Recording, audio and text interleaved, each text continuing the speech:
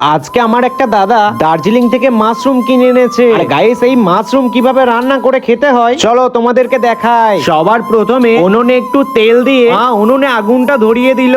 আর এইদিকে দেখো কড়াইটা লেপে নিচ্ছে, যাতে কড়াইটা ধোয়ার সময় কালিগুলো তাড়াতাড়ি উঠে যায়। আর এইদিকে দেখো আমাদের উনুন ধরে গেছে, তাই তাড়াতাড়ি কড়াইটা চাপিয়ে কড়াই একটু জল ঢেলে জলটা গরম করতে দিয়ে দিল।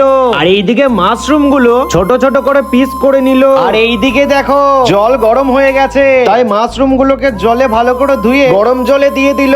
গাইস, সত্যি কথা বলতে গেলে আমি মাশরুম অনেক রকমের খেয়েছি, কিন্তু দার্জিলিং এ মাশরুম আমি কখনো খেয়ে দেখিনি। মাশরুমটা নামানোর পর একটু তেল দিয়ে একটু পেঁয়াজ কুচি দিয়ে ভালো করে ভেজে নিল।